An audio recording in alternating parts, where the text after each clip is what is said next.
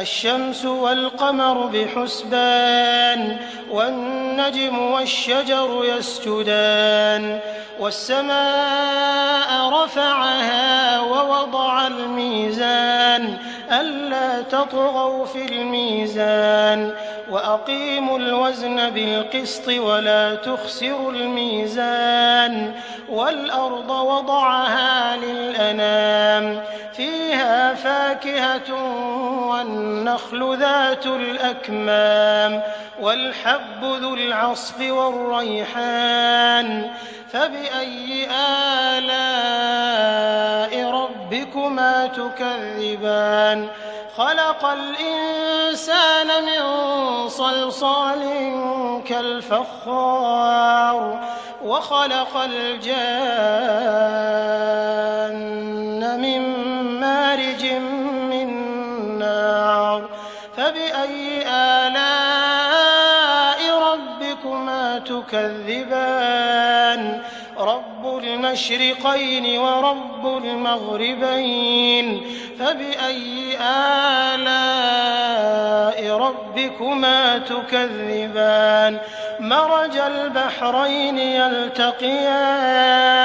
بينهما برزخ لا يبغيان فبأي آلاء ربكما تكذبان يخرج منهما اللؤلؤ والمرجان فبأي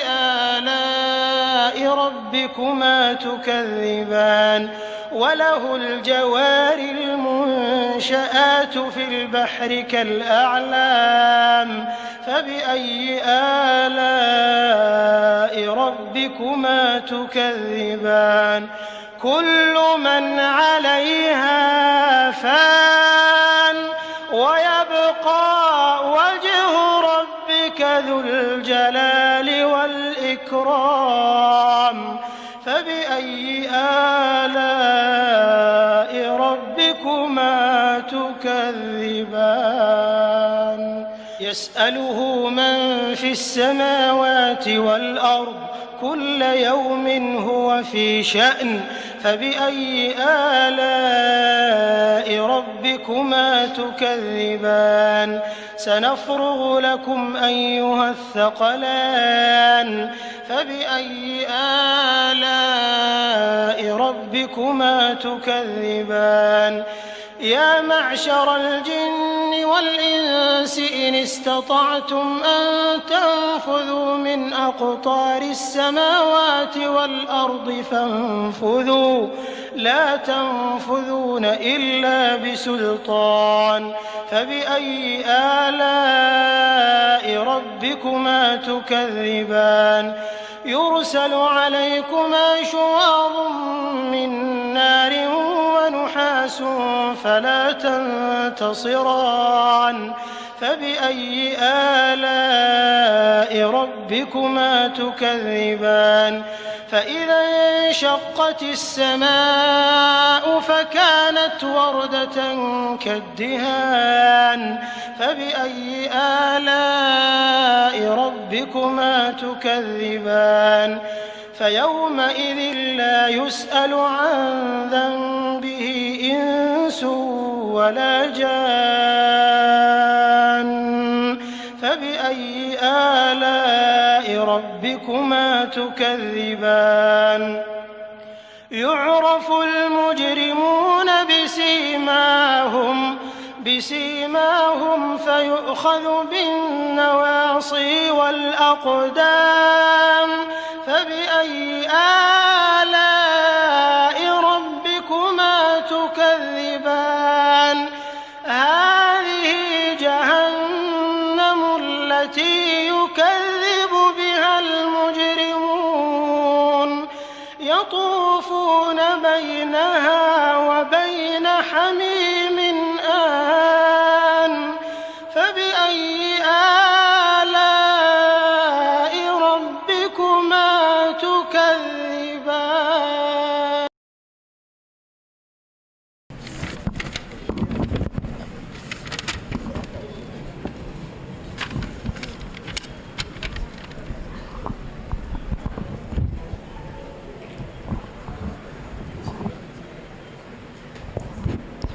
بسم الله الرحمن الرحيم الحمد لله رب العالمين وبه نستعين على أمور الدنيا والدين وصلى الله وسلم على نبينا محمد وعلى آله وصحبه أجمعين اللهم علمنا ما ينفعنا وانفعنا بما علمتنا وزدنا علما والحمد لله على كل حال وزيرك وزارة عدالة أرمها دينتا دستورك يدغن علينتا مدن عول الشيخ حامد قالها وكيلة عدة كجوكتا علماء isimada cidda ka joogta ciidanka amniga sugaya xuduurka masjidka saxaafadda iyo dhammaan walaalaha kaleeta ee nagala socda khadka oo aan hadda nala joogin waxaan ku salaamaynaa salaanta islaamka assalaamu calaykum waraxmatullaahi wabarakaatuh walaalayaal sideen wada ogsoonahay oo caawa halkan u fadhino waxaa inoo furmi doona insha Allah kuna cilmiyaadkii 12aad caaway taariikhdu ku beegan tahay 14 bishii 6aad sanada 1442 hijriyada oo ku beegan 27ka bisha koowaad ee sanada 2021 ee miilaadiga waxaynu bilaaban doonaa nadwi cilmiyaadkii 12aad insha Allah oo ay soo qaban qaabisay mu'assasada al-minhaaj ee dacwada iyo horumarinta gobolkeeda Nugaal agaasinkan ay qayb ka ahayd mu'assasada guud ee heer Puntland insha Allah ta'ala caaway ayay nadwada inoo bilaaban doontaa hadii Ilaahay idmo waxa idin xiriirin doona insha Allah nadwada intay socoto aniga hadii Ilaahay idmo Maxamed Cali Axmed ujeedooyin fara badan ayay culimadu u sameeyeen nadwada tan ama kulmiyaadkan oo ugu weyn tahay gudashada waajibka saaran culimada ee diinta ka saaran oo kaga aadan bulshadooda ka hanqabtirida bulshada baahiyahooda diineed ee daweynta arrimaha hadba taagan oo waqtigan ku soo aadi doona insha Allah iyo ujeedooyin kale ee fara badan hadii Ilaahay idmo nadwada waxay inoo socon doontaa hadii Ilaahay idmo muddo 6 casho ah ayay inoo socon doontaa hadii Ilaahay habeen walba bacda al-maghrib sidoo kale insha Allah ta'ala waxa ayna kala soo qayb galay nadwadatan runtii culimo maarata magac iyo miisaan weyn ku leh ee geeyiga Soomaaliyeed oo fara badan ba inoo yimid inoo soo tacjiilay oo socdaal inoo soo galay si inoo ku faa'iideeyaan muddada insha Allah ta'ala nadwada waxay noqon doontaa 6 casho hadii Ilaahay idmo waxa garab socon doona hadii Ilaahay idmo nadwada kulamo kale ee cilmiyeed oo culimadu inoo faa'iideyn doonaan sida kulanka ardayda jaamacadaha dhaqanka ama odayaasha dhaqanka tababaro ay bixin doonaan culimadu insha Allah ta'ala oo kor lagu qaadi doono aqoonta diimeed ee arrimaha bulshada waxa qayb ka noqon doona insha Allah barnaamijkan u baranay oo ahaa weydiimaha ama fataawada culimadu ay ka soo saaran fataawada culimada la weydiinayo ee ku saabsan mowduuca laga hadlayo hadba habeenkaas culimada in kala soo qayb gashay haddii aan magacyadooda wax ka xuso Sheikh Daahir Abu Abdi ayaa ugu horeeya Sheikh Abdinaasir Xaaji Axmed Sheikh Mustafa oo kamid ah culimada meelaha dhaadheer oo ka timid Xaaji Ismaaciil Haaruun Sheikh Ahmed Daahir Xasan Xuseen Sheikh Maxamed Cali Macalin Axmed Sheikh Maxamuud Maxamed Xaliike iyo culimadii gobolka awal ku sugnayd oo iyaguna la jooga oo ka qayb qaadan doona nadwada hadii Ilaahay idmo dhammaantood waxaan leenahay jazaahumullahu khayran inagana Ilaahay waxaan ka baryaynaa khayrka ay sheegaan culimadu Allah inuu ka dhigo kuwii ku qaata oo ku amal fala oo weeleeya khayrka loo sheegayo nadwada intay saynoo bilaaban ka horna waxa la inoo sheegay arrimihii la inoo sheegay oo qaabka habsamo socodka nadwada oo ah inaan si wacan u dhageysano mashquulka kala ka baxno maadaama khadka iyo hada waxyaabahaas dadku aad iyo aad ugu hawlan yihiin waxa kamid ah sawirada iyo waxyaabahaas xogtooda baa la heli doonaa insha Allah su'aalaha cilmiga ah waxay bilaaban doonaan habeen dambe hadii Ilaahay idmo dib aan ka soo sheegi doonaa meelaha lagu soo diray cid laga soo xiriiri doona hadii Ilaahay idmo inta kadib waxaan guda gali doonaa insha Allah ta'ala nadwadeena ayaynu galay doonaa insha Allah ta'ala wasiirka ayaa dibna ka furi doona laakiin waxaan rabaa inaan ku soo dhaweeyo ugu horeyn kelimada ugu horeysa ee ah kelimada mu'assasada iyo culimada Sheikh Maxamuud Xaaji Yuusuf Sheikh soo dhawow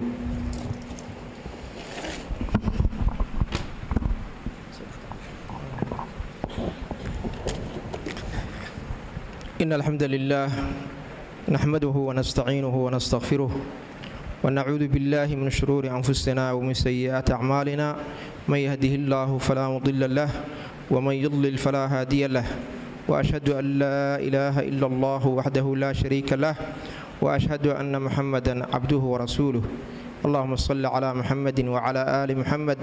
كما صليت على إبراهيم وعلى آل إبراهيم وبارك على محمد وعلى آل محمد كما باركت على إبراهيم وعلى آل إبراهيم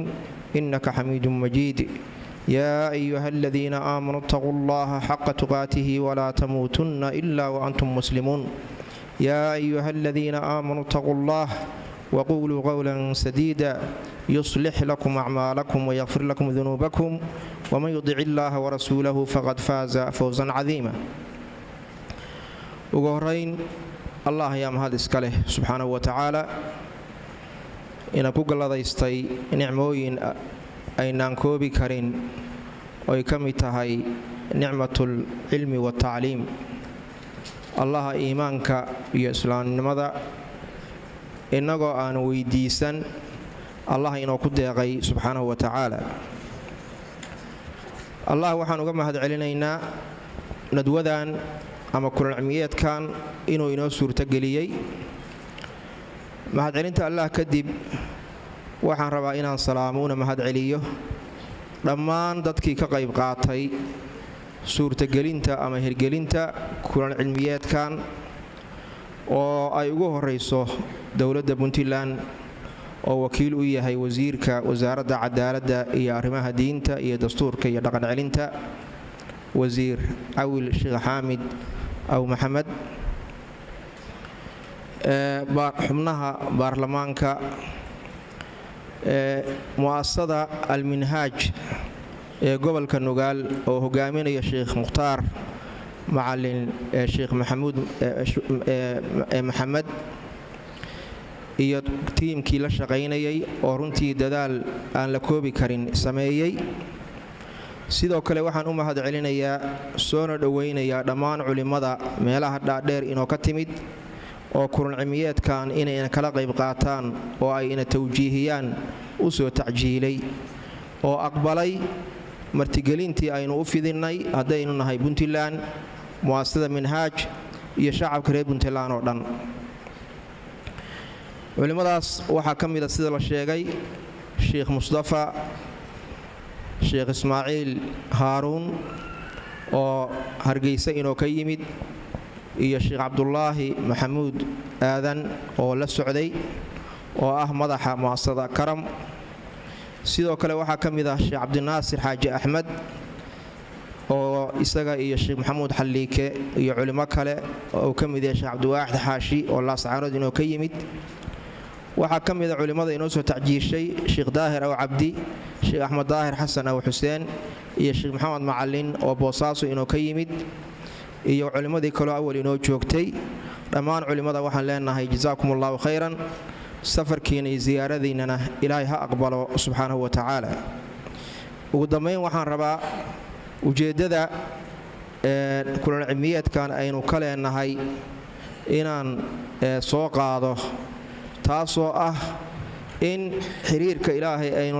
la leenahay aynu xoojinno culimmada inoo soo tacjiishay iyo cilmiga faraha badan oo inoo soo jeedinayaan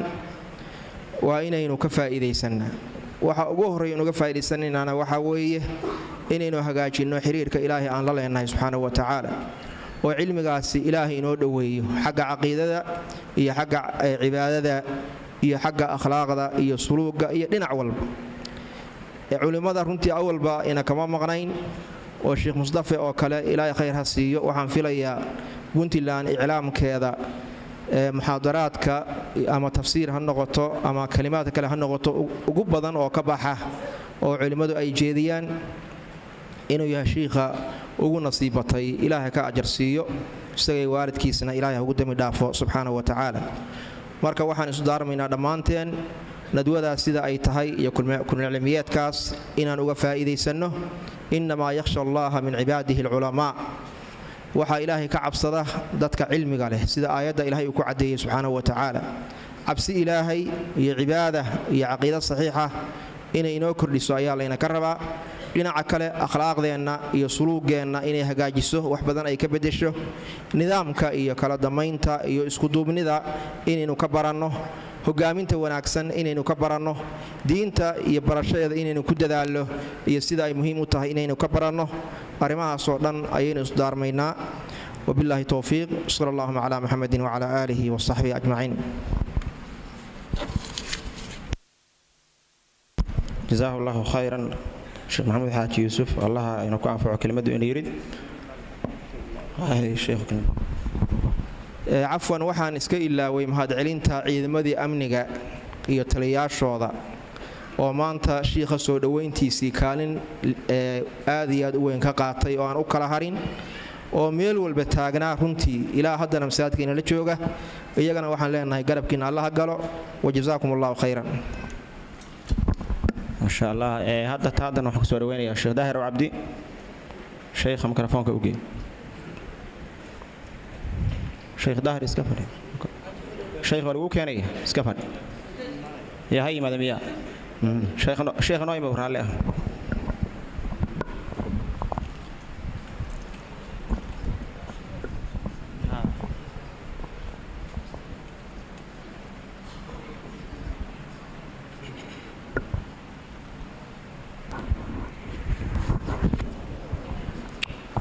إن الحمد لله نحمده ونستعينه ونستغفره ونعوذ بالله من شرور أنفسنا وسيئات أعمالنا. من يهده الله فلا مضل له ومن يضلل فلا هادي له. وأشهد أن لا إله إلا الله وحده لا شريك له. وأشهد أن محمدا عبده ورسوله صلى الله عليه وسلم أجمعين. ما بعد، السلام عليكم ورحمة الله وبركاته. kelimada sheekh maxamuud baa yidhi xadarana way soo socotaa in intaan ku kaaftoonnay ah. sheekh maxamuud waa sheekhulmandiqa,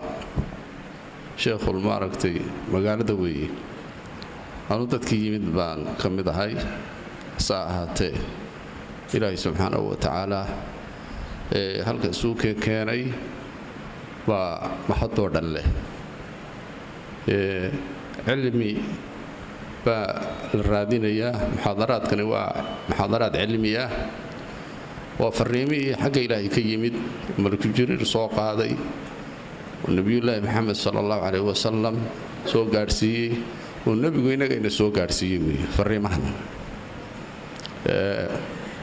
marka cilmigu sharcigii waxa weeye khayr oo dhan isaga furo u ah, jahliguna shar oo dhan isagaa furo u ah. marka cilmiga waxa weeye aan halkaa dhegaysanayno inaan xifdinno, inaan ku camal falno. hadduun cilmigu camal fal lahayn laa faa'iidata lahu. ilaahay subxaanahu wa tacaala aan ka cabsanno, ka baqno, saldhig aan ka dhigno. sababtoo waxa weeye daartan aan joogno ifkan adduunka waa qaryo yar wey, waa tuulo marka aakharo loo fiiriyo. qaryadaa yar waxaa madaxweyne ka ah ama agaasimo ka ah ama xukuma ama looga dambeeyo waa mu'minka cilmiga sharciga barta ee ku camalfala. isagaa madax ka ah, wixii soo raacay laa qiimata lahu. marka mu'minkaa noqo. waxaa laga rabaa hadday culimmada yihiin, hadday dadweynaha yihiin, dhammaan qof kasta waxaa laga rabaa inuu ku mashquulo, wakhtigiisa ku bixiyo, oo qalbigiisa ku jiro ilaahay cibaadadiisa. waana ku mashquushaa. markaad ilaahay ku mashquusho cibaadadiisa, koonkoo dhan baa kuu maaragtay yaa kuu ducayn. waxaa kugu wareegsan oo dhan waa khadama, waa adeegayaal weeye. cilmiga markaan baranno marka saa darteed qur'aanku min awalihi ilaa aakhirihi waa waano. wadakir faina dikraa tanfacu lmu'miniin, fadakir in nafacati dikraa, fadakir inamaa anta mudakir. waxa qur-aanka haddaad fiirisaan, wahaadaa balaaqun linnaas, waa balaaq. waxa weeye nebigii baa lala hadlay salawaatullahi wasalam, yaa ayuha nabiyu balliq maa unsila ilayk fain lam tafcal famaa ballaqta risaalata marka sida khayrka leh allahna waafajiyo culimmaduna dhammaantood oo ugu horeeyo sheekh mustafa oo mantiqada waxaan u malaynay intii haddaana waan joogay anaan ku arkin waynoo yimidna aad iyo aad waan tarxiibinaynaa waan soo dhowaynaynaa sheekheena sheekh cabdinaasirna dee waa baynala joogay sheekh maxaan idhaahdaay cabdiwaaxid oo dacwadan muddo dheer ku soo jiray oo khabiirana waa inala joogaa sheekh maxamuud oo isna ka yimid laascaanood sheekh maxamed mucallim sheekh axmed daahir oo qaadigeennii ah sheekh cabdalle sheekh cabdulaahi oo sidii hore loo sheegay karam madaxka ah oo isna la socday sheekha dhinacna wehel u ah dhinacna tawjiihaadka wax ka geli doona insha allah culimmadaa dhanee meesha jooga fariimay sidaan fariimaha xagga ilaahay baa laga sidaa wakhtigaan joognana waa wakhti aad u liita wey dadka caqiidadaa laga saarayaa hadda masaajidka dadka ka buuxaay waa da'yar waa da'yar danyara weeye dadkaas waxay u baahan yihiin culumo caamiliina culummadu waxay wax ka qaban kartaa oo ka tawjiihin kartaa dhinaca cilmiga iyo jahliga dhinaca ma aragtay iqtisaadiga ku saabsanna maamulada iyo duwalkii iyaa laga rabaa inay shaqo u raadiyaan waxay halis u yihiin laba madhab waa badan tahay waxa kale fisqiga akhlaaqda burburka waxaan maanta socda wax weligii dhaca maaha anu waxaa ku garaadaystay isagoo laleeyahay bbc baa dhow wax kale lama hayo war kale hadda bbc waa la iska badaayeyba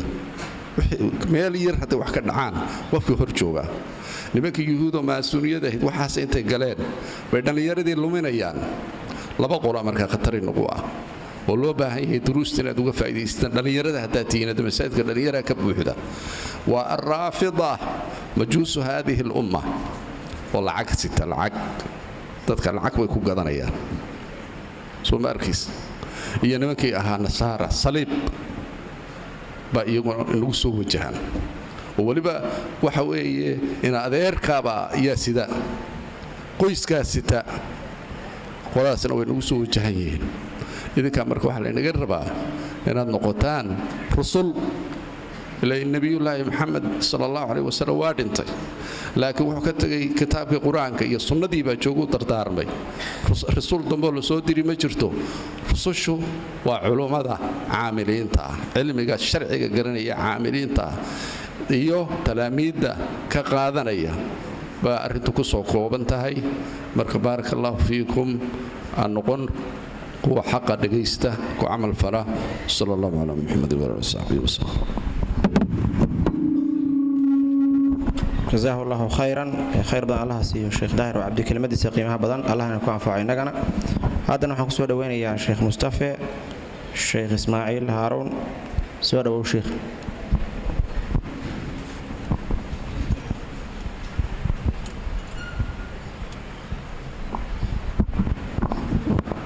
السلام عليكم ورحمة الله بسم الله الحمد لله والصلاة والسلام على رسول الله اللهم وفقنا لما تحبه وترضاه وبعد ugu horeyn maamul iyo shacabba waa idin mahadnaqaya mala muddo dheer waddanka maan dhex marin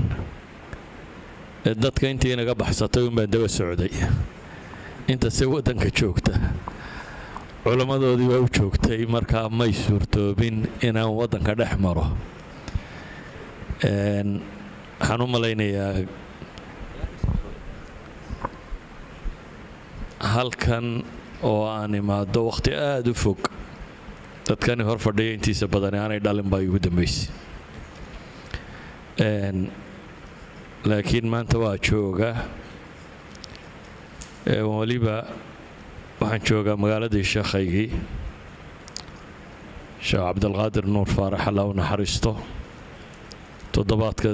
toddobaatanaadka dabayaaqadoodii waa culimmadii markaanu jaamacada joognay na gacan qabatee wax noo dhigtay dee waxaan isleeyahay waxaanoo culamaana mar hadday joogaan inaan idin salaamuunbaa malaa muhiime wixii aan la soo safray marka layn isweydiin doonaa. asalaamu calaykum waraxmat ullah.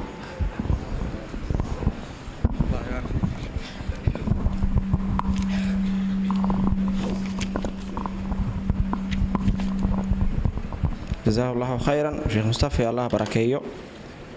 كلمتيisa qiimaha badan allahna ku anfaco. waxaan insha Allah taala ku soo dhaweynayaa nadwadana insha Allah taala si rasmi ah ku furi doona wasiirka wasaaradda cadaaladda arrimaha diinta dastuurka iyo dhaqan celinta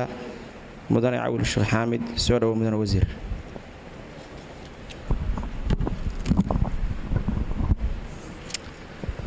بسم الله الرحمن الرحيم الحمد لله رب العالمين صلى الله على محمد وعلى آله وصحبه وسلم وبعد. culimada ma tirin karo sheekh Mustafa ka magacaabaya haddii alla idmo culimadii boosaas ka timi iyo culimadii xagga ka timi laascaano iyo culimada halka inoo joogtay iyo sheekh Mustafa oo isagu hadda marti inoo ku ah oo inoo ku cusub aad baan u soo dhaweynaynaa. anu culimada hadda meesha fadhiya rag badan oo saaxiibo ka nahay baa ku jira. haddii aan ka toona rag badan oo madaxa isla galay waa aan laba xisbi kala ahaan jirnayna waa jirta cadaalad. aniga laftoodu xisbi baan ahaan jiray xisbullaahi la yiraahdo aan asaasay rag baa la socday marka inkastoo hadda iska baabo dabeelaha iska raacay. xisbullaahiga shiiciga ma kii sunniga ahba ma sunni waa saas. waxaa sharafii ah oo bogaadinaya inaan ka soo qayb galo nadwadan ama kulan cilmiyeedkan caawa ka bilaabmay masjidka Al-Huda oo runtii ay qayb ka yihiin culimadii Soomaaliya ama Puntland ama waqooyi kii la doonaba Somaliland farta lagu fiiqi jiray xagga cilmi. waxaan rajeynayaa in laga faa'iideysto oo si fiican looga faa'iideysto wixii masaa'il oo la qabana culimadu ay haddii alla idmo ina ka haqabtiri doonaan. waxaan kaloo iyadana salaamayaa shacabkan tirada badan oo dhalinyarada ah oo meesha jooga oo diyaarka u ah inay ka faa'iideystaan khayrkan ama wanaagga halkan culimadu ay ka jeedin doonto ee lixda bari socon doona ama masaajidada ka socon doona iyo jaamacadaha ka socon doona. waxaan rajeynayaa si guul ah oo nabadgelyo ku jirto oo la shaafiyey oo qof kasta su'aaluhu qabay laga shaafiyey in aynu ku dhammaan doonto. meelahan oo kale waa meelaha khayriga ah loo soo degdego. meel ka fadli badanna inay jirto u maleymaayo oo maxaan ku yiraahdaa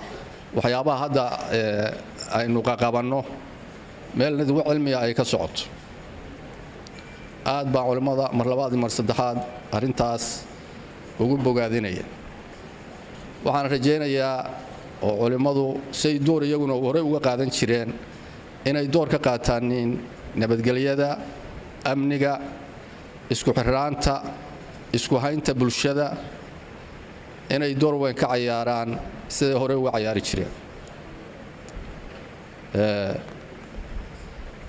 wasaaradda anigu aan joogo iyo culimada runtii reer Puntland calaaqaadkoodu aad buu u sareeyaa. waxaan rajeynaynaa in aan sii siyaadin doono calaaqaadkooda. markaan leeyahay waa sareeyaa macnaha dad isdhagaysta ayaanu nahay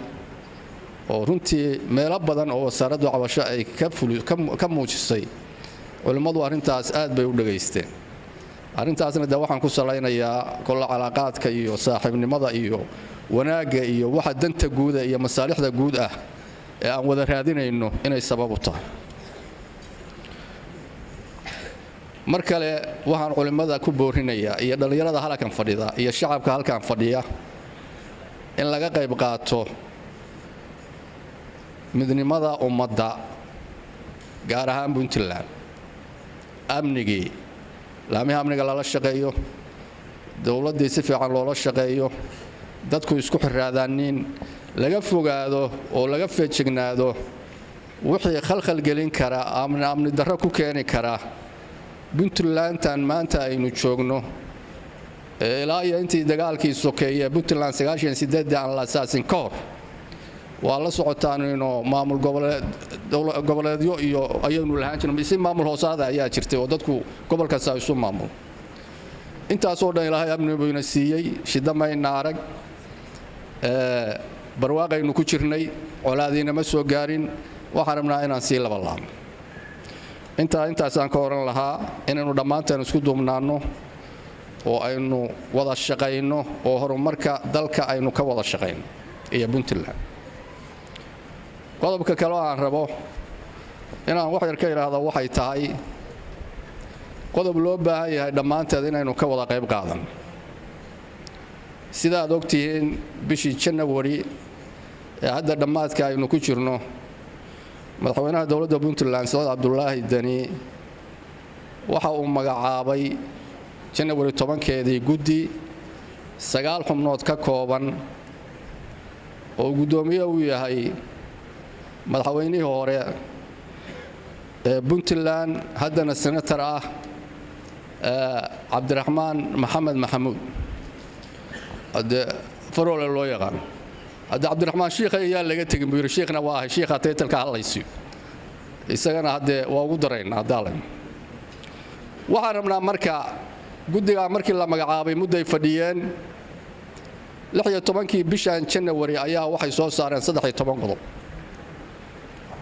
arinta guddiga loo saarana waxay ahayd oo madaxweynuhu ku amray inay ka soo tala bixiyaan qiimo dhaca shilinka Soomaaliga ku yimi waa ogtiin dadku isku tabar maaha dad tabar yar baa jira dad aan waxba awoodin baa jira dad aan dollar heli karin baa jira $1 aan heli karin inay cadaan helaan mooyaan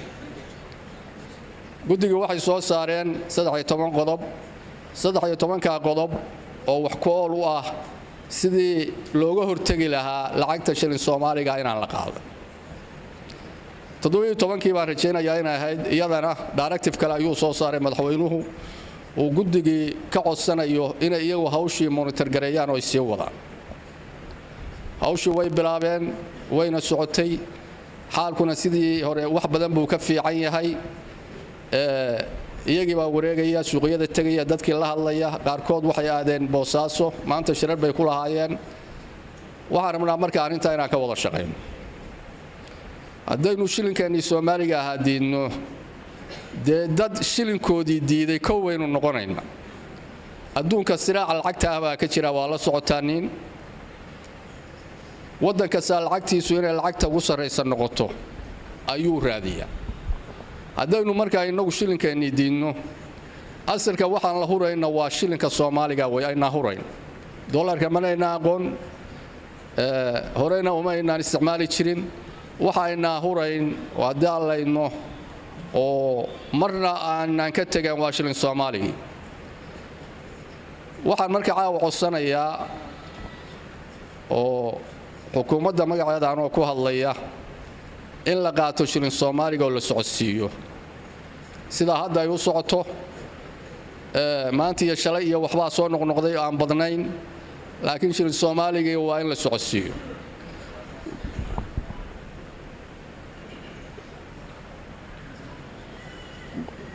qodobada ugu muhiimsan waxa ka mid ah qodobada la soo saaray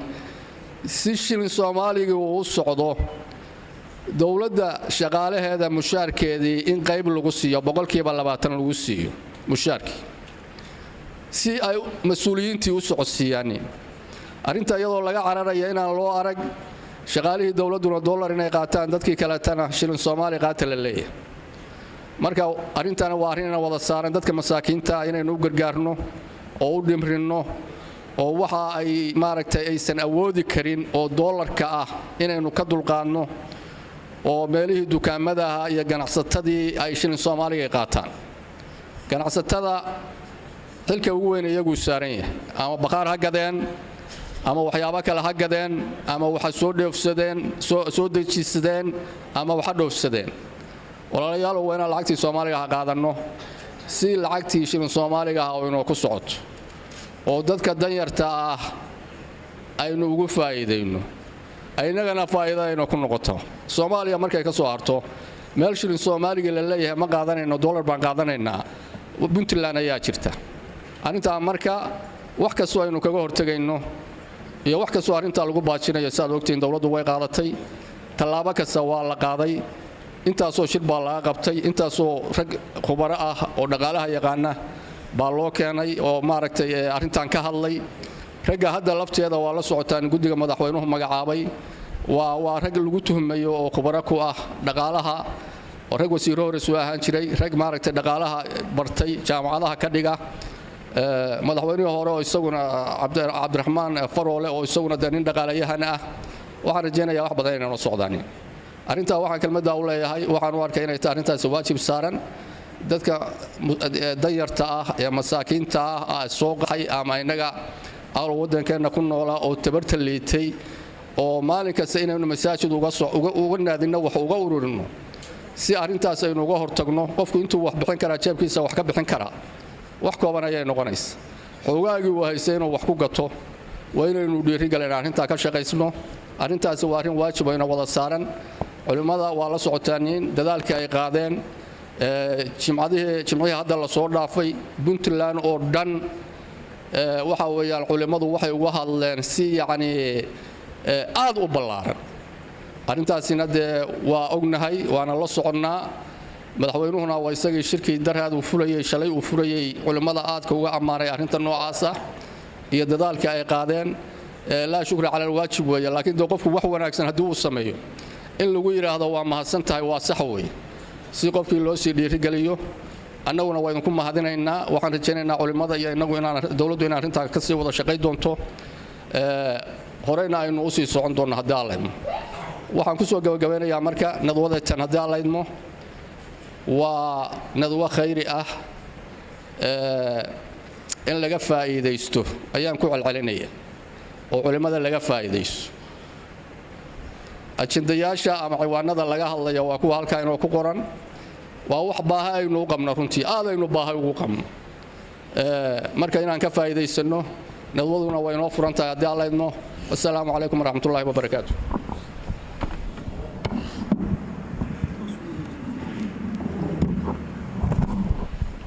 السلام ورحمة الله جزاه الله خيرا مدن وزير ومهدسن تهي كلمadaada qaaliga aadna tirid Allah nagu anfaco waxaan si toos ah u guda gali doonaa insha Allah kulan cilmiyeedkii waxaan gali doonaa mowduuceena ugu horeeyay al-islaam aqeedatan wa amal iyo Sheikh Maxamed Xaliike sheekh ayaan ku soo dhaweynayaa mikrofoonka ugu sheekh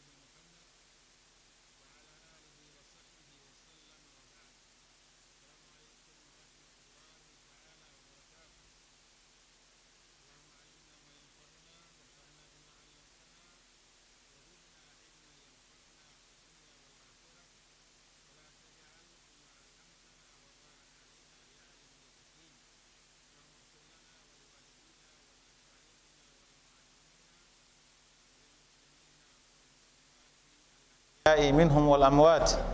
اللهم اجعل أقوالنا وأفعالنا خالصة لوجهك الكريم اللهم صل على محمد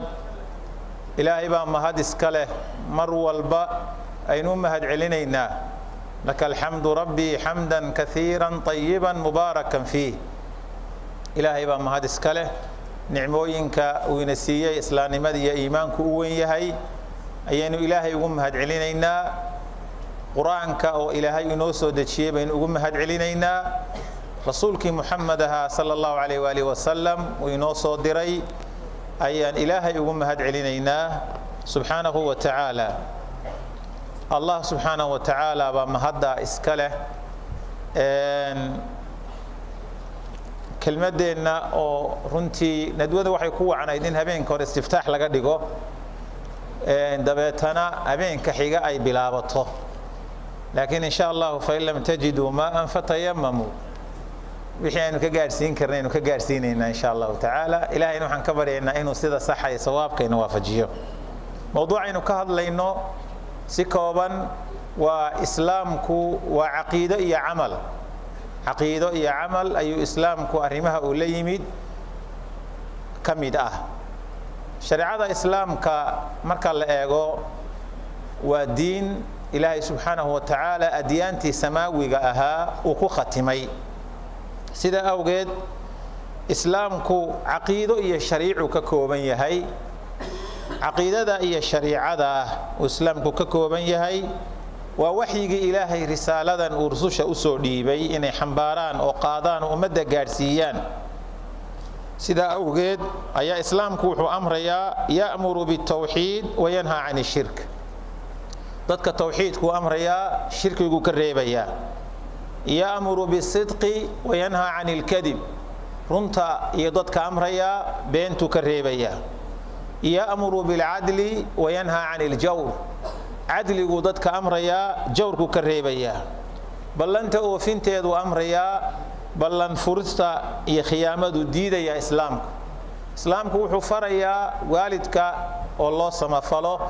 in lagu caasiyuu diidayaa. riximka iyo qaraabada in la xidhiidhiyo islaamku amrayaa, qatiicada iyo goyntuu diidayaa. wax kasta oo camala iyo akhlaaq wanaagsan buu islaamku amrayaa. wax walba oo xun oo caqiido iyo dhaqan ah islaamku waa diidayaa. sidaa awgeed marka caqiidada islaamka la fiiriyo waxaa gundhig u ah kalimatu tawxiid, laa ilaaha ila allah muxammadun rasuulullah. waa miftaaxaas, waa kelmaddii rasuul walba lala soo diray. wamaa arsalnaa min qablika min rasuulin ilaa nuuxii ilayh annahu laa ilaaha ilaa ana facbuduun. cibaadaa ilaahay la soo diray rasuul walba.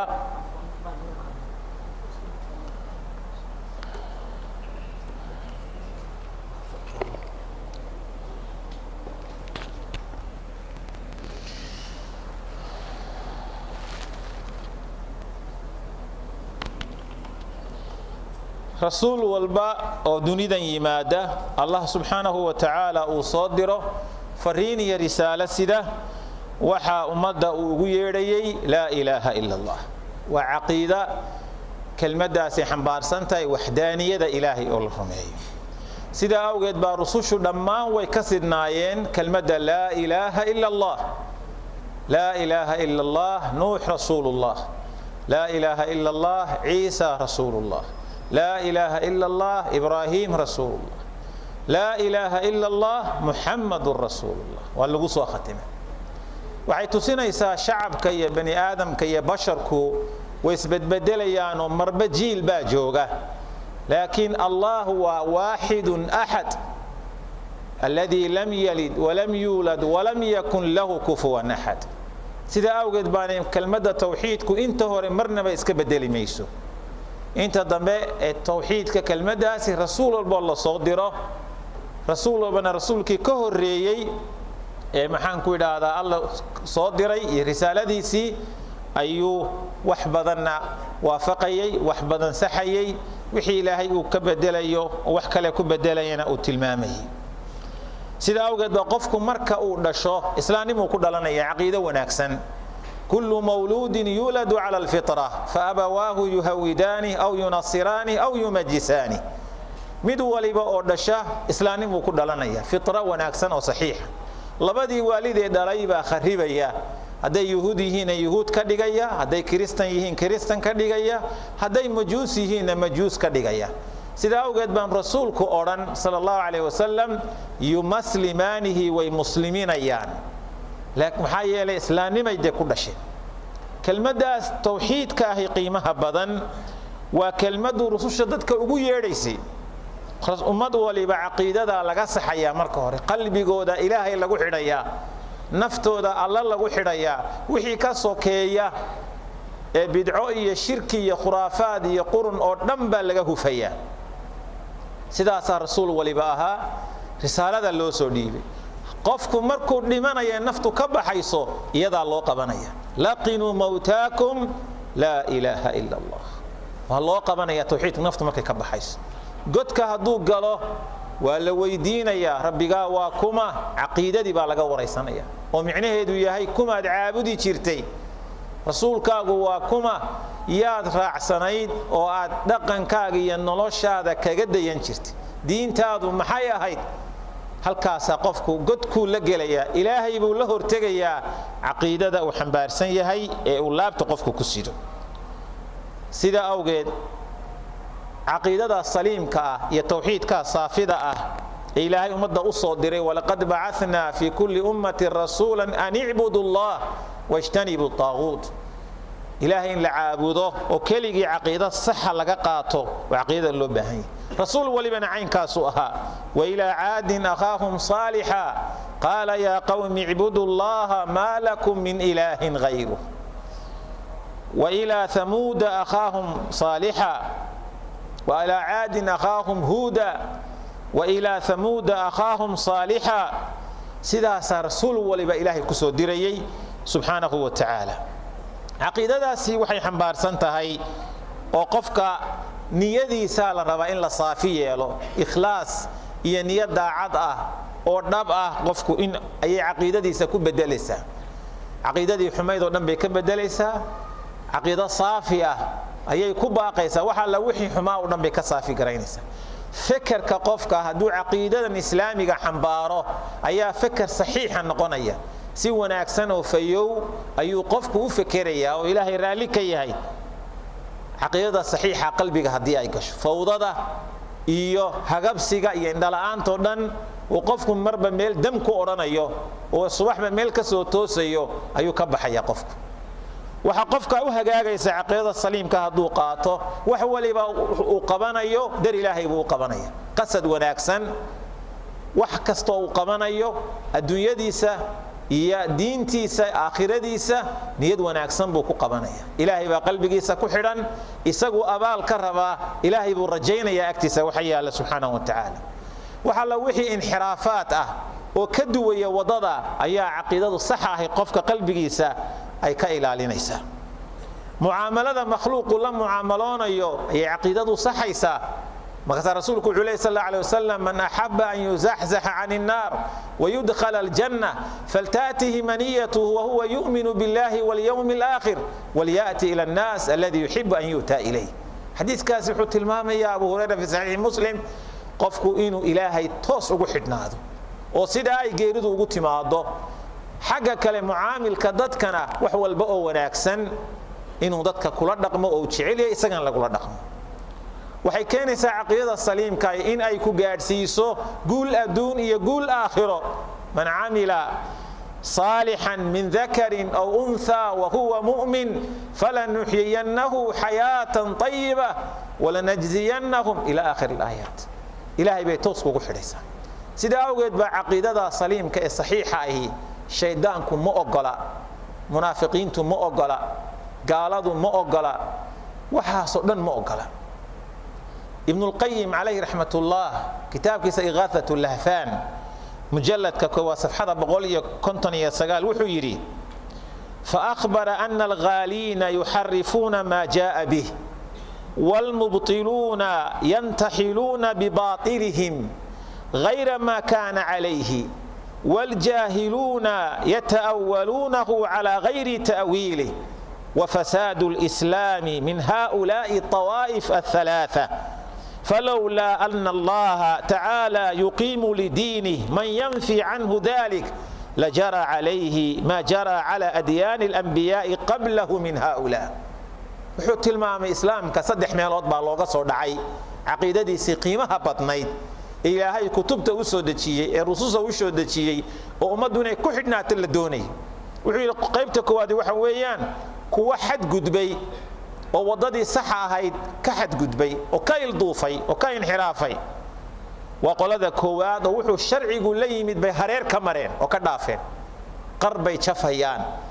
waana isla saxsan yihiin iyagaana isula fiican qolada labaadii waxa weeyaan buu yidhi waa kuwa ahlu baatil ah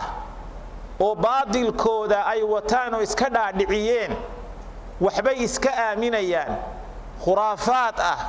oo diin asal ku lahayn oon ilaahay ogolayn oo shareecada ku sugnayn markaasay waxay u baadi doonayaan maxaan ku idhaahdaa diinta ayay wax uga baadi doonayaan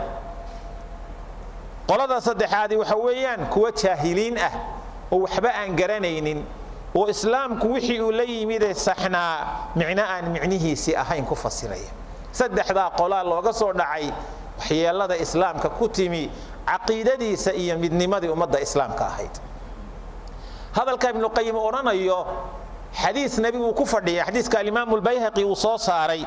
iyo khatiib albaanina uu ku keenaya mishkaatu lmasaabiixa 248 raqamkiisu yahay oo rasuulku leeyahy sal alay slam yaxmilu hada alcilma min kulli khalafin cuduluhu yanfuuna canhu taxriifa alghaaliina وانتحال المبطلين وتأويل الجاهلين وصدح ذا وشيغي ابن قيم بحديثكنا وتلمامية سيدا أوجد عقيدة صحيحة عبادة قفك إلهي عابده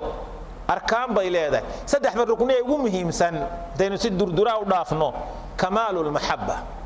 قفك شعائلك واللبان نوع منا وعباده midna waa jacayl caada iska oo qofku deen waalidkii iyo xaaskiisa iyo ubadkiisa iyo inuu jeclaaday cunada qayb kamida iyo waa nooc tabiici ah kaasi laakiin jacaylka cibaadada ilaahay waa inuu si dhamaystiran u jeclaada qofku maxabo qalbiga fadhida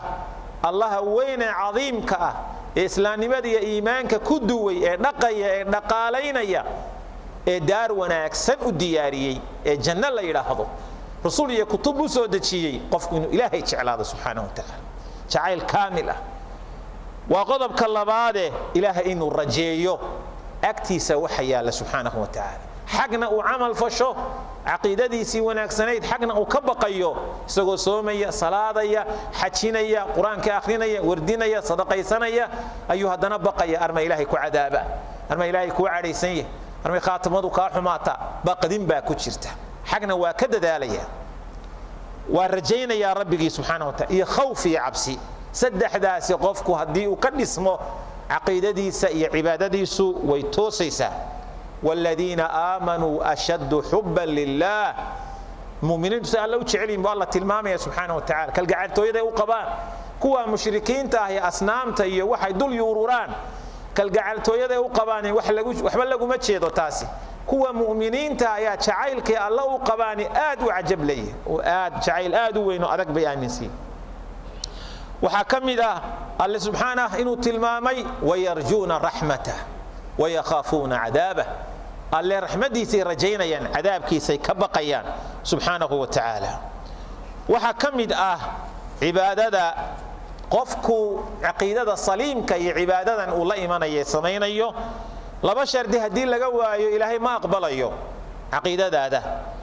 koo waa ikhlaas oo daacadnimo ah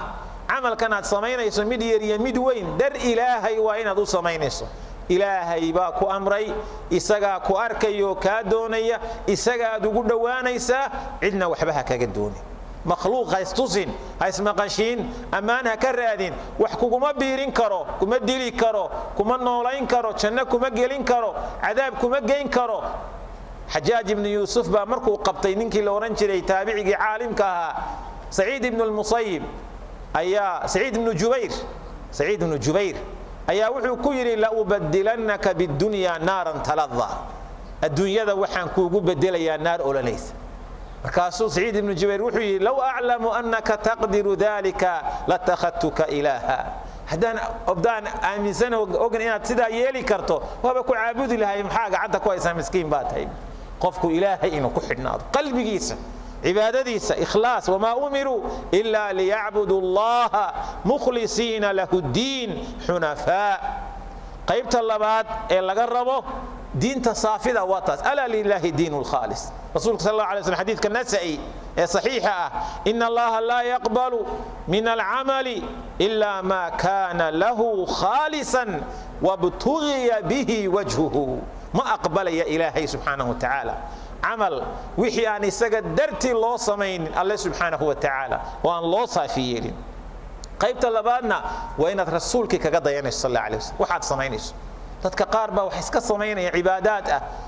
khayr baan uga jeedaa buu kulay wariyahay ku sheegay waxan inuu khayr yahay hadaan ilaahay sheegin oo rasuulku sheegin sallallahu alayhi wa sallam mutaabaca rasuulka inaad kaga dayato oo ku raacdo wax kasto cibaado amalo aad sameynayso wama aataakumur rasuulu fakhuduuhu wama nahaakum anhu fantahu man amila amalan laysa alayhi amruna fahuwa raddun halkaas shariicadu dhigta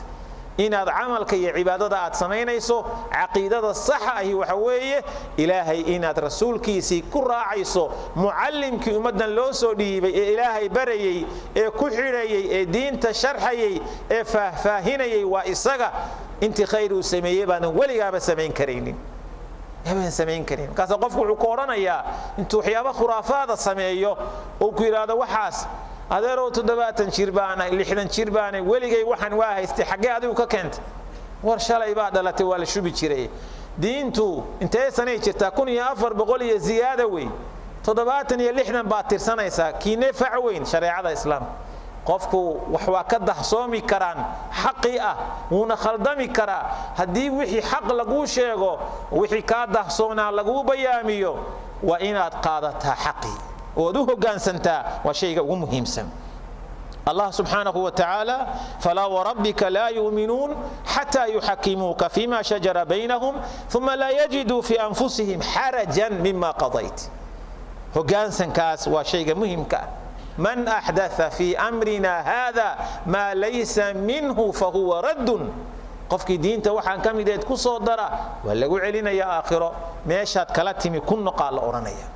عملك الله ربو مركا ومحي وكصافدة الله سبحانه وتعالى مركا أوليه هي ليبلوكم أيكم أحسن عملا أيا الفضيل بن عياض رحمه الله تعالى رحمة واسعة أيا وحا لغو يري أخلصه وأصوبه بكفصره عملك واكيسا أغو صافسا أغو صوابسا أغو توسا مركاسا لغو يا أبا علي يو محال لوغا جيدا أخلصه وأصوبه مركاسو وحو يري إن العمل إن كان خالصا ولم يكن صوابا لم يقبل عملك هدو غفو داعد بكيه لكن عن سنيه نبي وافق سنين لا أقبل أيه هدو عملك سنيه وافق سنين لكن عن خالص أهين لا أقبل ما أيه سيدا أوغيد بدد بدن دين تودا وحادا وعيا دينتي الدنيا لدح إريايو وقفك الدنيا لدح إريايا دينتي muxuu dhaxeereeyaa manaafic buu ka rabaa amaan bay noqon kartaa xoolay noqon kartaa kursi iyo mansab iyo jagay noqon kartaa waxbuu diinta dhaxeereeyaa lamana rabo in diinta la dhaxeeriyo adduunyada nasiibkaaga ka qaado aakhirada nasiibkaaga ka qaado waa inaadan maqsadkaaga diinta adduunyada dhaxeeriyin ayaa la rabaa waxa kamida cibaadada anwaacdeeda kala duwan ee qofku la rabo aqeedadiisa inuu saxo ducada ilaahay la baryayo ducada iyo salaadu sida salaada inagu Soomaaliya hadaynu nahay waynu garanaynaa ilaahay cidaan inaan loo tukan laakiin meelaha amarku ina kaga dhacay waa ducada iyo gowraca weeyaan qofkii ducadii isagoo santi salaadood tukanayo ilaahay u sujuudaya iyaaka na'budu wa iyaaka nasta'iin le ayuu sheekh hebel uu leeyahay oo ka xarig xiranaya oo caruur weydiisanaya oo caafimaad weydiisanaya oo jaga weydiisanaya oo magan galaya oo u qayshanaya awliyaada adeeg sheekh cirka iyo dhulka sheekh buurta iyo barigow wala loo qayshanaya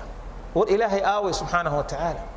aqeeda saliimka ay saxa ay taas way ilaahay uu doonayo subhanahu wa ta'ala ومن أضل ممن يدعو من دون الله من لا يستجيب له إلى يوم القيامة وهم عن دعائهم غافلون بأل الله سبحانه وتعالى وأن المساجد لله فلا تدعوا مع الله أحدا وحكم إذا محبة يا خوفك توكل كين الشيخنا وحكم إذا التوكل على الله قفك إنه إلهي تلصارت والله كحدنا ذو أسباب تلي ما دو oo u aamino waxaan ilaahay u qadarin inaanay ku dhacayn ama aanu calfanaynin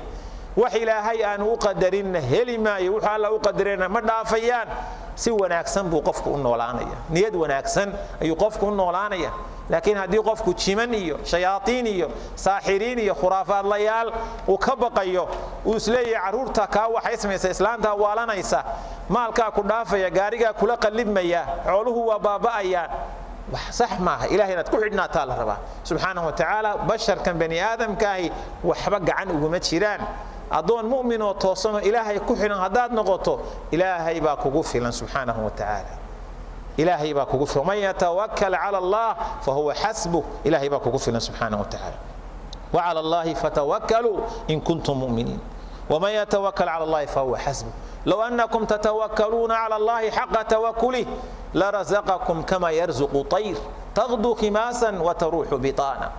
إلهي نبو تلسار الله إذن شمبرتاسي صبحي بول كيدي كسو دوشا تليفون أي قراعي سوغوليس إيه تليسوم إيه إيدا إيه تمتلي من ما تقاني هرمودي يضو موبيل لمسيداتو dad u dhoofsan la hadli mayso baqaar uma furna dukaama ma taqaano aroortii bay soo jarmaadaysaa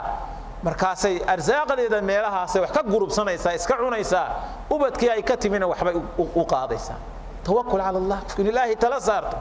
oo asbaabtii la yimaado dhaqaaqo oo wax kasbado waxyaabaha muhiimka ilaahay inuu rajeeyo allah inuu ka cabsado allah inuu khushuuc u hogto rabbi baa ku arkaya ku maqlaya kula socda ku jeeda ku og inuu qofku qalbigiisa ku jirta إنهم كانوا يسارعون في الخيرات ويدعوننا رغبا ورهبا وكانوا لنا خاشعين عبسيدة إيه خشية إلهي عقيدة دي كميتة قفكم الله حليه فلا تخشوهم واخشوني أنا إيجا عبسدها كعبسنين وحيابها كان وحكمد قفكم إنه عقيدة سليم كالله نقضه وقفيا ودنبابيا وخلدميا الله توبد أقبلات لا ضحي أحد أظن قطاد لذا ربي بالله وأنيبوا إلى ربكم وأسلموا له ربي إن نقض أو الله سنيبا الله هو كان سما سبحانه وتعالى كالمو إلى إن تكالمي سطو عقيدة صحي كميته oo aadan isku halayn raganimadaada xiniyahaaga kartidaada aqoontaada aftahamidaada inaan isku halayn ilaahay inaad tala saarato subhanahu wa ta'ala إياك نعبد وإياك نستعين وإذا استعنت فاستعين بالله إلهي كالميسو سبحانه وتعالى ربي كالميسو وحن ألا كسيي هدان إلهي كوكو قرب قلين إيقا والله هذا مجسو قادين وإن المركة إلهي تلتارت سبحانه وتعالى دداشا والله عسكتا وقوضبك مهمك ونظردانك رسولك صلى الله عليه وسلم وحكم إذا إلهي ندمغان قشو وأنا عيد كلام جنجلين جاهلية قريشات لقن وحيقولها هايين إن أي مركز سفر كشيران مجنجلان شياطين تأيي تمن كي وحاس يوجد دي أمر كي ميل دجان بيورنشرين نعوذ بسيد هذا الوادي تجن يتشحن يماشن أيضا شنك دجان أضيجي سانو عاونا هي مجن أنت أنا أرورتك جورينه وإن العقيدة سليم كا ومركاد جوري دكتو مركاد نيل دكتو سفر تهي مركز تشريعه محي شكت أعوذ بكلمات الله تامات من شر ما خلق عيد وحكي لي كرتان بشرت بسم الله الذي لا يضر مع اسمه شيء في الأرض ولا في السماء وهو السميع العليم وهذا حرص حيران تهي وحكي لي كرام متشران شياطين الإنس والجن عقيدة السليم كتاسالة لكن قفكو هدو شكي ويصير هذا والله إيجا ماذا حال إيجا هي كوا قرأت السحني إيجا يو ولا وعي عوريين بانو ملايين يايو كوا عين كانوا هو قف موقت إنه ليش يصير بخلخل جليس وهذا إسلام تتراد ويرحم وصنع يايو ما أنت عندهم الرسول من أنو أديجنا يبقى كوي قدرتها كو إيجا ويجي هذا هو موقت وهير وذا إسكو وذا بقى بني آدم كبقى عقيدة سليم كوحي كنيسة إلهي عابد إلهي أذكارتي سأخري حرس حركاس وأتحرس حرنته عيد وحكي لي كرتا ما جرت وقو ساحرك إيه فاليها إيه فوحيها إيه كتاب فرها إيه شياطين تاس إسحام بارسن أوردن إلهي أكتي أذاك قيمة بدن أذاك في عن أذاك وناكسن أذاك توصن نصيب ميا لو وناكسن على أكتي الدنيا نصيحهم بيودي منايا جورع كميدة إلهي إن لو جورع واحد جورع عيسو فصل لربك وانحر قل إن صلاتي ونسكي ومحياي ومماتي هكذا بيا لله رب العالمين لله رب العالمين الله إن تكلي يحق جورع شيخ هبل إيو أولياء الله أذيك إيو هولها إيو تشمن إيو سار كإيو بورانها إيو balaayada iswadata inaan waxba loo gowricin oo aan waxaas la moodin oo islaamuhu intay isu soo ururaano waxa sameeyaan oo yiraahdaan waxaasaanu sameeynaynaa waa alla barigi iyo xuskii Faaduma Rasuul ay fatuuran nasaaro firdawsana gee waxaas ma firdawsa fatuurad loo raaca mase aakhira fatuurada ka shaqeysa waxyaabahaas baatilka oo la isugu imanayo xoolo lagu gowracayo dadka xoolihiisa la isugu ururinayo waa waxyaabo khatar oo cadiim oo aqeedada qofka muslimka dhaawacaysa hadaad muslim tahay meel saraad ku xiran tahay mu'minku waa sareeya wax ka sareeya mali nabiga sallallahu alayhi wasallam mu'minku siwaake wa ka ilaahi ku xiran subhanahu wa ta'ala alaysa allah bikafin 'abda ilaahi miyana kugu filan subhanahu wa ta'ala alla waa kugu filan yahay subhanahu wa ta'ala nadarka ayaa kamid ah ilaahi ina nadarku siisa waa laga wacan yahay qofka bakhiilka amba wax laga soo saaraa buu nabiga sallallahu alayhi wasallam ilaahina nadar iyo sharad ka xirato laakiin daatira sheekh Ebelow islaanti waa afgaran la urba yeelan laadahay haday ilma dhasho ziyaartaadi iyo neefkaagi wankaagi geesaha laha waa iga diyaar iyo cadarkii iyo fooxi waa diyaar sheekh Ebelow ajiman u yeedhato ama dad dhintay u yeedhato ilaahay baa bixiya wax kasta gacantiisa ku jirta Allah subhanahu wa ta'ala gacantiisa ku jiraan cid gacanta xugma jiraan لله ملك السماوات والأرض سماوات كني أرض إلهي بأسكال سبحانه وتعالى يخلق ما يشاء هكذا بيه يهب لمن يشاء إناثا ويهب لمن يشاء الذكور أو يزوجهم ذكرانا وإناثا ويجعل من يشاء عقيما ويلالبو بحنيا قبلو بحنيا قويسسكا اسقابي مسلم كي وددقن كوا ويلاليا قبلو يسقودريا علمي سحيش دير iyo qorshihiisa xikmada ku salaysani qoyska uu doonana ubad ma siinaya ilaahay subhanahu wa ta'ala isaga og xikmadaas Allah subhanahu wa ta'ala marka waynu qofku aamina ilaahay baa bixin kara kursiga ilaahay baa bixin kara ninkii madaxda markuu kursi doonayo doorasho jirto oo isdhex ordayo maalmahaasi dukaanka fooxiyaha iyo faalihi waa furan yahay waa laba dhacaya maalmahaas marba waa loo soo dusay dadka qaarkii ma wada aha bal iyada fiiri mana guusha ku soo dhow mise waa la iga fawzaya xogaa keen tusbaxuunba u ruxaya uu leeyahay waka ma aragta waa dhowdahay waa fiican tahay cid kaama horeyso cid kaama satroona runbu moodaya wuxuu hayo rug ku siinaya markaasuu ka tagaya nin sheekha wuxuu oran jiray qofku markuu qof wax weydiisto oo wixii uu ka waayo ma moodaa markuu sii socdo inuu leeyahay sii jeed xumiqadaad weyne oo qofkan de waxan intuu tagay ka tagay waa wax maxaan ku iraada meeshuu ka tagay iyo meeshuu u socdo iyo meeshuu wado 40 cisho ilaahay salaad ka aqbali maayo 40 cisho diintii nabi maxamed loo soo dhiibay waa ku gaaloobi kaasi ilaahay waa qof nacayo ka tagay waxaas waa in laga fayoobaada laga caafimaada oo laga bogsada qofka muslimka ah qardaasaha iyo xirsiyada la isu xidhayo dad badan muslimiina dun halka gacanta ugu xidhanta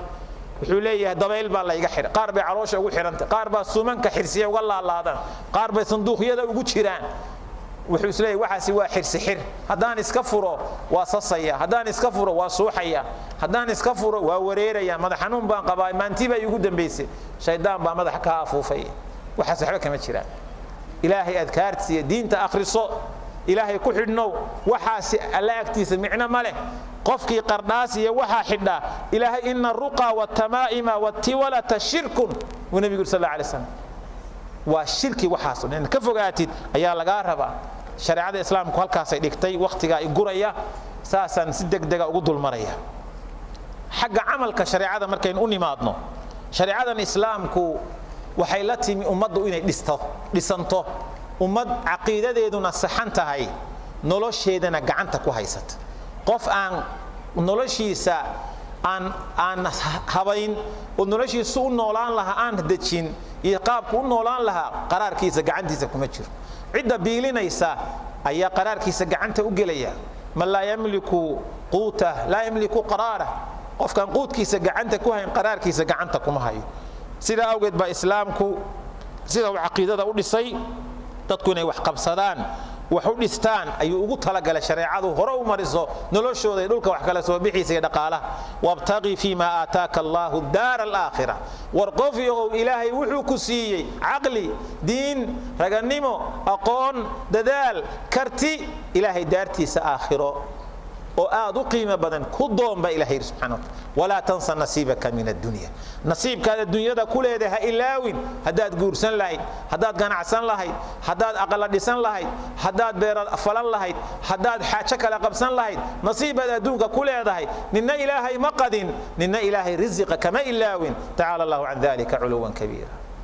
qofka nasiibkaaga marka adduunyada ha gafin oo ha seegin dhulka markuu ilaahay ka warramayay siduu inoogu talagalay huwa ansha'akum min al-ardi wasta'marakum fiha dhulkaasa ilaahay idinka abuuray minha khalaqnaakum halkaasaan asalkiina abuuna aadam maxaa ilaahay idinku talagalay waa idinku kaasoo aad degan tihiinoo ilaahay waa idinku camiray subxaanahu wa tacaala وهو الذي جعل لكم الأرض ذلولا فامشوا في مناكبها وكلوا من رزقه وإليه النشور arlada in wax laga qabsado oo qofka muslimka wax ka qabsado waa shayga muhiimka ah ee shariicadu ay la timi weeyaan maalka cidda gacanta ku haysa xoolaha adduunyadan cidda ugu fiican markuu nabigu sheegay ni'mal maalu saalih lil abdi saalih maalka ugu fiicani waa maalka uu qofka wanaagsani gacanta ku hayo waayo wuxuu garanayaa meesha wacanay maalka uu ku bixinayo meesha aan wacnayn oo maalka shariicadu u diidayna uu garanaya uu ka ilaalinaya sida awgeed ba rasuulku sallallahu alayhi wasallam wuxuu tilmaamay xadiis al-qudsi alla uu ka warinayo oo saxiix ah maalkanba waxa loo soo dejiyay inna alla wuxuu leeyahay subhanahu xadiis al-qudsi inna anzalna al-mala liiqamati as-salah wa itaa'i az-zakah maalkaba waxaan u soo dejinay in ilaahay lagu caabudo ummadu ku noolaato salaada lagu tukado ummadu salaadeeda ku tukato ku dhowrsato noloshooda oo dhan ay ku hagaajiyaan zakada laga bixiyo dan leeyahay masaakiinta iyo saboolka sadkooda laga siiyo baa loo soo dejiyay maalka sida awgeed baa rasuulku sallallahu alayhi wasallam wuxuu aad u amaanay ninka ganacsadaha ah ee wanaagsan ee si xalaal u ganacsanaya markaas rasuulku wuxuu sallallahu alayhi wasallam at-tajiru as-saduq al-amin ninka ganacsadaha ah ee maxaan ku yiraahdaa run lowga ah runta badan ee aaminka ah maca nabiyina was-sidiqiina wash-shuhada yawm al-qiyamah rasuulku sallallahu alayhi wasallam wuxuu tilmaamay wax qabadka iyo kasabka ummadu sida wax loo qabanayo cid aan wax qaban karin ma jirto ما من مسلم يغرس غرسا أو يزرع زرعا يبذر بذرا فيأكل منه إنسان أو طير أو بهيمة إلا كان له به صدقة مجر قف مسلم أو جيد بيريه أو زرع يحبوب طالعون أيو كسو بحيس تو بيراي سو بحيس سير دولكي جلينيه إنسان وحكعون أيو ama xayawaan iyo bahaa'im iyo shimbiro iyo xayawaan wax ka cunayaan sadaqad bay u tahay xabadii dhulka u dhacda xitaa sadaqad bay ku tahay quraanjada yar ee wax ka cunaysa shimbirta yar ee duulaysa ee xabada yar ka cunaysa waxa weeye sadaqay u tahay nabigu tilmaamay sallallahu alayhi wasallam rasuulka sallallahu alayhi wasallam markii la su'aalay ayul kasbi atyab kasabkeeba ugu xalaalsan markii la yiri amalu rajuli bi yadihi wa kullu bay'in mabrur عمل وقفك جعنتيسا كشقيستو بيع ولبا او لو باهرنيما سميهي ايا ugu fiican buu nabiga sallallahu alayhi wasallam ahmed yaba soo saaray waan xadiis saxiixa sahih targhib albani ku keenay 1690 waxa kamid rasuulka sallallahu alayhi wasallam khayrul kasbi kasbu yadi al-aamil idha nasah kasab kuwaasa ugu fiican xadiiska imaam ahmed albani hasan ku tilmaamay fi sahih al-jami' min hadith abi hurayra rasuulku wuxuu tilmaamay sallallahu alayhi wasallam qofku ma cuno cunto ka khayr badan weligii gacantiisa wuxuu kula soo baxay weligii ma cuno wax ka khayr badan ma cunayo nabiyullaahi daawud wuxuu ahaa gacantiisa mid ku shaqaysta wixii uu soo nabi ah oo rasuula oo hawsha haya ayuu hadana gacantiisa ku shaqaysan jiray amaliyadii buu cuni jiray islaamku aad buu taa u buuriyay maxaa barbar socda niyad wanaagsan xitaa biilkaad xaaskaaga siinayso wixii aad soo shaqaysay iyadoo ay waajib kugu tahay inaad biiliso ubadka iyo maatadii oo afada aad qabto haddana haddaad u niyeysato niyad wanaagsan sadaqad bay ku noqonaysaa xilkaagii adoo gudanayo xasanaad ku helaya haddana biilka aad siinayso waxa aad heerka ku biilinayso nooc walbay ku tahay korontadaad ka bixinayso biilkooda raashinkooda dawadooda arad baxooda tacliintooda waxaad ku bixinayso kabta ka gooda marada ka jeexanta sadaqad bay ku tahay rasuulku wuxuu sallallahu alayhi wa sallam ida anfaqa ar-rajulu ala ahlihi ninku haduu reerkiisa masruufo oo biilo yahtasibuha isagoo ilaahay ajir kaga doonaya fa huwa lahu sadaqa bi utaymin nabi sallallahu alayhi wa sallam وحديث متفقة بخاري مسلم بقى صحيح إنما الأعمال بالنيات وإنما لكل امرئ ما نوى وحاسال الدنيا يا شقada ma ka loo boorinayo xalaal baa la rabaa in la cuno xaraan waa inaan laga shaqeyn hadii xitaa xaraanta dadka ka shaqeeya ay wadwadaan ay guriyo badan leeyihiin gawaadi badan ay leeyihiin shirkado iyo dukaamo badan haystaan lacag badan ay fangaraynayaan waxa adiga dareenkaaga yaani soo jiidanin قل لا يستوي الخبيث والطيب ولو أعجبك كثرة الخبيث ما سنبا إلهي يري حلاشا يا حارانتو هبا كايا بيو هكا عجبيو خبيث كي وحا حني حارانتو فربدنانتو دا وحا سمك مله منفعة مله إلهي أكتي تشدو والبا وحاران وعني كنا حي وكل يجيستي نار باللغة شرع يا النبي عليه الصلاة والسلام Soomaalidu waxay ku maamaadaa lib lagaaga dambeeyay lib maaha maanta directay oo naaxday oo guriga dhisatay oo gawaari gadatay oo adduun bixisay oo xaraan ururisay maxaa ka dambeeya bani aadamku markuu dhinto meesha ugu horeysa ee jirkiisa qurunta waa caloosha hadaad xaraanta cuni jirtay xaalkaagu waa adag yahay ma sahlana xaalkaagu waa adag yahay xalaal inaad cuntid إلهي وحيري سبحانه وتعالى يا أيها الناس كلوا مما في الأرض حلالا طيبا حلال ونأكسن طيبا قفك وإنه عنه والشيء مهم كواويا رسولك وحيري صلى الله عليه وسلم سعد بن أبي وقاص يسأقول الله هطليه وصحابي طبعاً كان لو بشاريي ودم بيجيري هان دينتي رسول كان ابتياشي كمدا صلى الله عليه وسلم مستجاب دعوانا وها haddaad xalaasha cuntid ducadaada ilaahay aqbalaya oo ka shaqaysatid wardigaaga salaadaada sadaqadaada quraan akhriskaaga waxaaga dhan baa ilaahay aqbalaya yaa sa'ad atib mad'amak takun mustajaba da'wa sa'adow waxa aad cunayso xalaal ka dhig wax xalaal cun micnaheedu waxa weeyaan sida maalintu cadceedu inay ku muuqato aadan dah kaaga saarnayn waxaad hubto inuu xalaal yahay waxaan ahayn ha cunin تكن مستجاب دعوتي واحد نقونيس قف إلهي دعادي سأقبله سبحانه وتعالى رسولكم مركو كهل لي صلوات الله وسلام عليه انتم مالي مساجد كسوق لي حاسسكي سيميت كميدو لبتير انت حاري كحرة صلاة الليل كمركي دا شعوس كتا وكوكعدا رسولكم مركو كهل لي صلوات الله وسلام عليه camalka qofku markuu qabanayo nashaad iyo firfircooni iyo dadaal waa inuu ku qabtaa hadii aad marka caajisto oo wax kugu yimaadaan oo camalkii istiraado sidoo armaad uga soo bixi weyda ama ka gaabisa salaadii baa rasuulku wuxuu leeyahay qofku ha tukado markuu firfircoon yahay hadii uu luloodo ha joojiyo maxaa dhici karta inuu ducayso isiraado oo dabeetana uu ishabaaro oo khatar marka uu galo ayaa dhici karta وترسوك اللي يصلي أحدكم نشاطه فإذا فتر فليقعد هدو دالو هيسكا فريستو سيدا أوجد وحيالها مهم كاه وحاكم إذا عمل كمركا لغا هدليو قفك مسلم كاهي عمل كأوكشقين يو هدف كيسو وإنو يهي هرمر إنو وحن كجارو مسلمين نفتي سكو هرمريو باهيدا كغا محن كافتومو دادك مسلمين تا أنفعو كانو ومدى وحسو كورنيو هذا فوق وإنو ليه لكن هذا ganacsanayso umadu xaraan u soo waaridayso oo wax la isku cadeeyo baad soo waaridaysa oo sun ah oo nolosha qofka bini aadamka iyo caafimaadkiisa iyo diintiisa wax badan yeelay oo marka hore waxa la lahaa dumarka qaar baa isticmaala iminka qaar dhalinyarada kamida ku soo biirayba maqan waxay ka doonayeen oo maxaan ku yiraahdaa ascadaynti ku soo biiray lees marinayo مشاكل كثيرة كميت وحمد إن لو كينين وحدين تودا وحيالي وأخلاق تودا وحيالي إن كان عتاد وكينين وحافمات كودا وحيالي هدي دوتها هدي عنتها هدي مريا الله حرتها هدي وحلا مرصدو سليدة يا كريمة يا شامبو يا أومو هديهين إن لو كينين ومد واحد بات وكينين sidaasa shariicadu sugaysa umadu inay diyaar garowdo oo horumarkeeda maamulada jira iyo dawladuhu inay lixaad iyo xoog geliyaan oo siyaasadahooda qodobada ugu muhiimsan ka dhigaan ummadda tacliinteeda sidii loo kobcin lahaa si loo koob dawladaha maanta qaar aan nuclear lahayn haday u baahdaan inay sameystaan waqti kooban bay ku sameysan karaan maxay yeelay aqoontii bay hayaan oo meeshii taala sida awgeed ummadda aqoonteeda in la kordhiyo oo goobaha tacliinta aad loo tayeeyo hadday tahay diini hadday tahay maadi diyaargarowgaas ummaddu hadday gasho wax badan bay qabsan karaysaa asaageed bay wax la qaybsan kartaa waaciduu lahum ma statactum min quwa wa min ribaati alkhayli alla waa tulay subxaanahu watacaala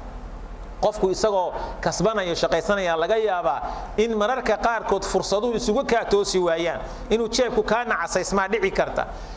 ha dhibsanin oo ha is odhanin waxa weeyaan xaalkaagu ma fiicne wax kale xaaraana raadi ha is odhanin rasuulku wuxuu yidhi sal allahu alayh wasalam laa tastabti'u risqa فإنه لم يكن عبد ليموت حتى يبلغه آخر رزق هو له فاتقوا الله وأجملوا في الطلب أخذ الحلال وترك الحرام qofku inaanu raagsan risiqi ilaahay subxaanahu wa tacaala waa kuu soo socda waad helaysaa dadaal waa lagu imtixaamayaa mararka qaarkood noloshu waa imtixaan haddii wax kaa yarasin noqdaan adoo dadaalaya farajku waa dhow yahay fursaduhu waa soo furmayaan dadaal naf walibana risiq alla u qoray dhiman mayso ilaahay arsaaqadeedii cunto oo hesho xalaasha wixii ahna qofku waa inuu isticmaalaa oo qaataa ku noolaada xaaraanta waa inuu ka tagaa waa sidaas shaqada markaad qabanayso waa inaad sugtaa wixii aad ka shaqaynayso haddii aad shaqaynayso dhismo ka shaqee dawlad u shaqee maamul u shaqee ganacsi ka shaqee waxbarasho diiniya ka shaqee bidmaadiya ka shaqee xilka aad u taagan tahay ee shaqada ah ee taklifada ah as ku saaran ee mushaharka aad kaga qaadanayso waa inaanay noqon isweydaari iyo isdhaafdhaafi iyo mushaharka un ka qaado waa caynka ayaan noqon saynu ku dhaqanno waqtiga hore xagga hore ka soo habsaan waqtigii la gaarin shaqadii ka bax waxa weeyaan si wacan waxa u qaban markaad miiskii fadhido موبيل iyo waxa ku mashquuliya fariimaad ka jawaabto waxa waa inaanay noqon rasuulku wuxuu sallallahu alayhi wasallam inna allaha yuhibbu idha amila ahadukum amalan an yutqina alla wuxuu jecel yahay qofku hadii uu amal sameeyo amalka inuu sugo ayuu jecel yahay ama diini ha noqdo amalkaasi ama ha noqdo amal maxaan ku yiraahdaa adduunyo ahabbu al-a'mali ila allah ta'ala adwamuha wa in qal a'maasha alla subhanahu wa ta'ala wuxuu jecel yahay mid la joogteeyo oo qofku daa'imo haba yaraade ballamaha in la oofiyo waxay ka mid tahay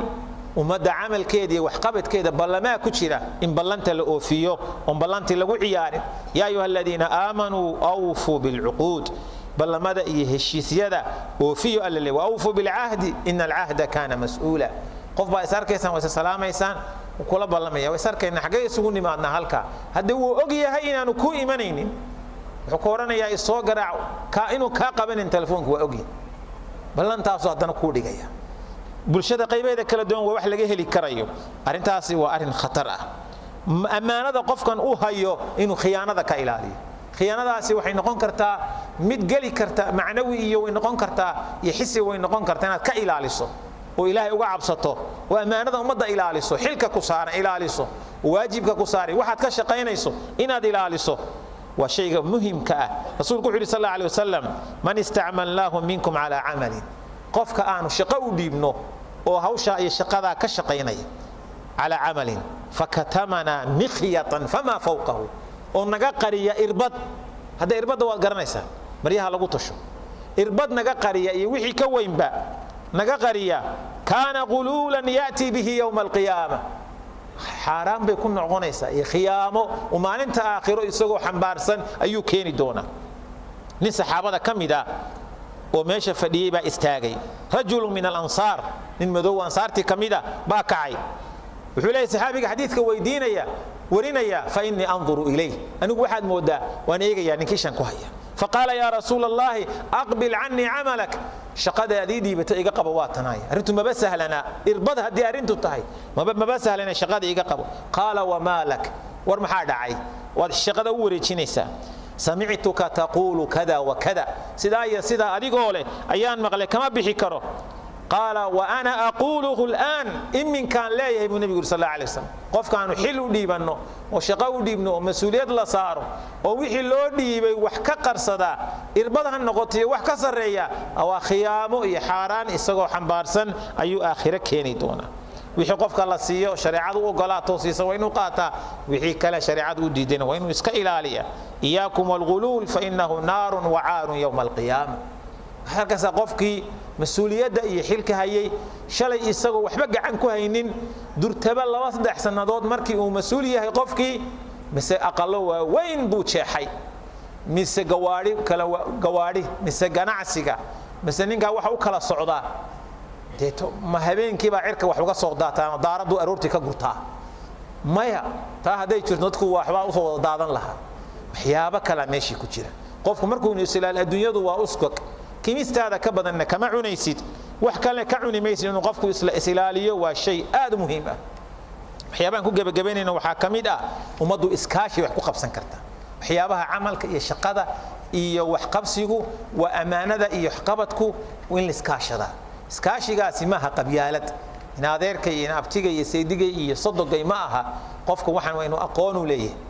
waa inaanu isaguna ahayn waa daadshay wax walba ma taqaana waa daadi waana qaadna wax kasta iska daaya uu iskala qabsan doonaa qof aan wax khaldin wax masaxe daaya baa leeyahay hanti umadeed baana laga yaabaa in laga shaqaalaysiiyo oo amaana oo dhow dhibaato u geysto waxaas oo maalkii umada khasaareeya dhici karta ama hanti dawladeed inay tahay baa dhici karaysa waa mushkilad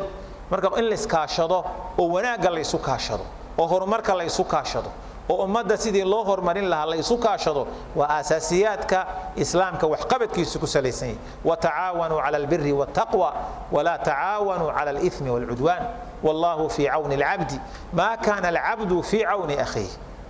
أقول ما تسمعون وأستغفر الله لي ولكم من كل ذنب فاستغفروه إنه هو الغفور الرحيم أستودعكم الله الذي لا تضيع ودائعه جزاه الله خيرا الشيخ فؤاد بمهدسن yahay ilaahay ku anfaco kelimada qiimaha badan oo yirid isagana miisaanka xasanaadka Allah ugu daro wasiirka ayaa kelimad raacin doona insha Allah بسم الله الرحمن الرحيم wax badan ma iraahdeen kelmadan ilaa waa daal adayto waan rabaa inaan gadaal raaciyo waxaan u mahadnaqayaa TV-ga Puntland oo live ah oo fidinaya khayrka halkan ka socda waa mahadsantiin baan leeyahay waxaan kanoo ilaaway xildhibaanadii meesha ka soo qayb galay oo saaxiibkay kulcay ay muuqdo hadda iyo intii kale oo aan muuqan iyagana hadaytana waa ilaaway raal ahaada waa mahadsantiin oo billahi tawfiiq assalaamu calaykum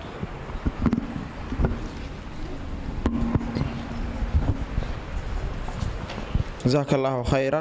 aad iyo aad buu mahadsan yahay wasiirku iyo dhammaan culimadii caawa inala wadaagtay nadwada oo ugu horeeyo Sheekh Maxamed Xaliika mowduuca inuu ku qornaa caawa nadwada qaybteeda koowaad dhammaantood culimada waxaan leenahay ilaahay miisaanka xasanaadka ugu daro innagana Allah subhanahu wa ta'ala inuu ku anfaco kuwii cilmigaas qaatay oo ku amal falay oo ikhlaas ilaahay u geliyo Allah ina ka dhigo inta kadib walaalayaal habeen dambe waxaynu insha Allah u balansannahay muhaadarada qaybtii labaad ama habeenkii labaad ee mowduucan waankiisu yahay khasaa'is shariica islaamiya wa salahiyatuha fi kulli zaman oo Sheekh Abdinaasir Xaaji Axmed oo ku qoran yahay insha Allah waxaan rabaa inaan raaciyo ogeysiis yara laba ogeysiis aan raaciyo midka koowaad habeen dambe maadaama ay su'aalihii nadwadu bilaaban doonaan caawa ayaa insha Allah ta'ala la soo gudbin doonaa laga bilaabo waxaa lagu soo aadin doonaa nambarada 71 fura 771 eber 222 waa fura 771 eber 2